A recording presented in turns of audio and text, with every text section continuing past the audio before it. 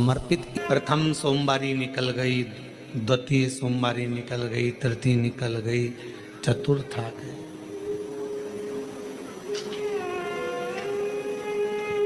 सोमवारियां निकलती चली गई। सावन का आखिरी सोमवार, सावन के सोमवार के दिन रावण का आखिरी सोमवार और 72 साल के बाद ये सावन आया का आखिरी सोमवार हो।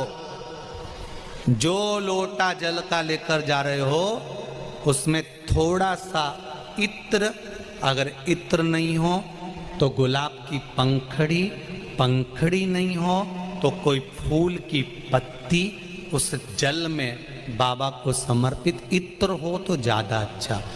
आखिरी सोमवार को या सावन महीने का आखिरी दिन आप शिव को जब 2 लोटा जल चढ़ाएं तो उसमें इत्र का भाव रखकर, कामना कर कर, त्र्यंबकेश्वर बाबा का स्मरण कर कर और महामृत्युंजय मंत्र को जपते हुए। कौन सा मंत्र?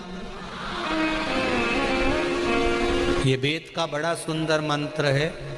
इसको चिल्लाकर नहीं बोला जाता, भीतर से बोलिए। एक महामृत्युंजय मंत्र का स्मरण करते हैं। और अगर महामृत्युंजय मंत्र याद नहीं हो तो पंचाक्षर मंत्र नमः शिवाय। पंचाक्षर का स्मरण नहीं रहे तो षडाक्षर ओम नमः शिवाय।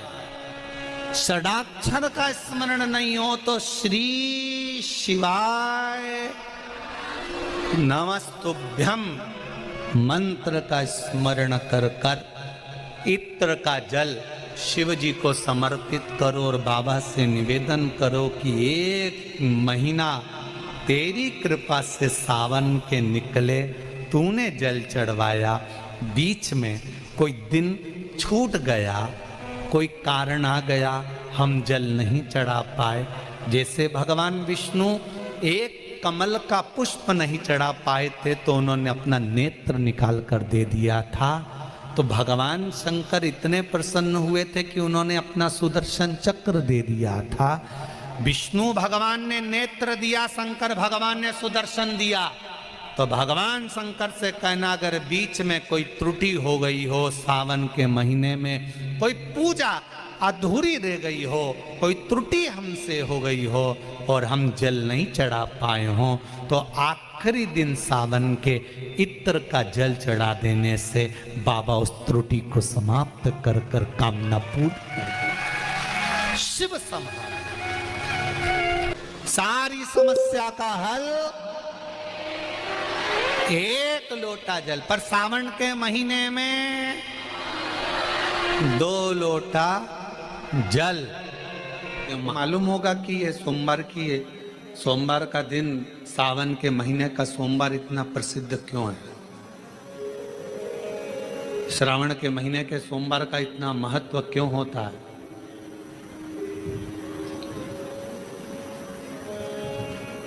उसका एक कारण, सावन के सोमवार का इतना महत्व क्यों है? सारे सोमवार होते हैं, सारे श्रावण सोमवार का दिन होता है, सारे सोमवार मान्य होते हैं, पर सावन के सोमवार की इतनी महत्वता क्यों है? किस लिए?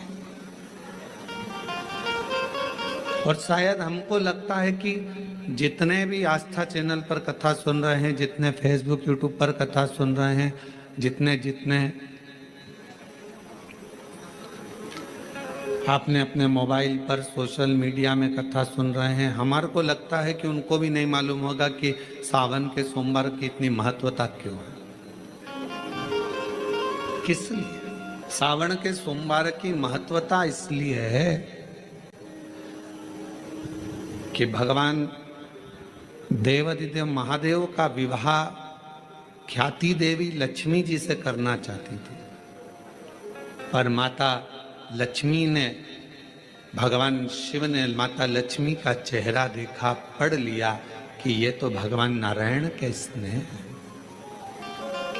और भगवान नारायण लक्ष्मी जी से विवाह करना चाहते।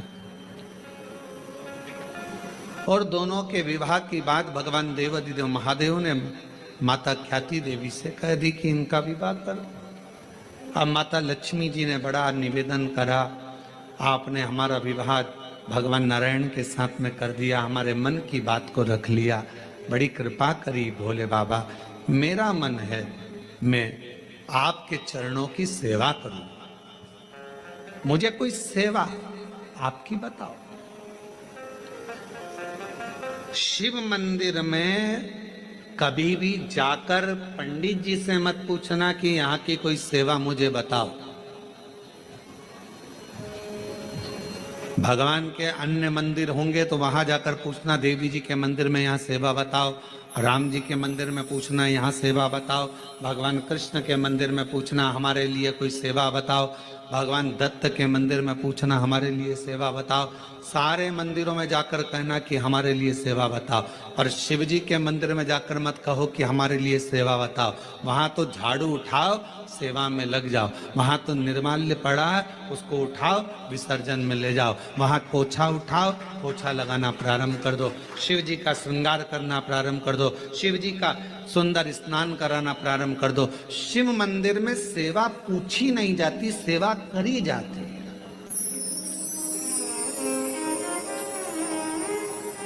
शंकर के मंदिर में कहना ना पड़े कि तुम्हें यह करना। सावन के सोमवार के दिन, सावन का आखिरी सोमवार, देवादिदेव महादेव प्रसन्न हो गए। प्रथम सोमवारी निकल गई, द्वितीय सोमवारी निकल गई, तृतीय निकल गई, चतुर्थ आ गई।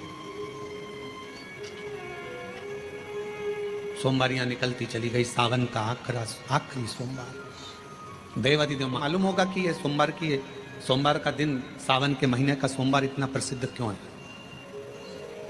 श्रावण के महीने के सोमवार का इतना महत्व क्यों होता है। उसका एक कारण, सावन के सोमवार का इतना महत्व क्यों है। सारे सोमवार होते हैं, सारे श्रावण सोमवार का दिन होता है, सारे सोमवार मान्य होते हैं, पर सावन के सोमवार की इतनी महत्वता क्यों है, किस लिए। और शायद हमको लगता है कि जितने भी आस्था चैनल पर कथा सुन रहे हैं, जितने फेसबुक यूट्यूब पर कथा सुन रहे हैं, जितने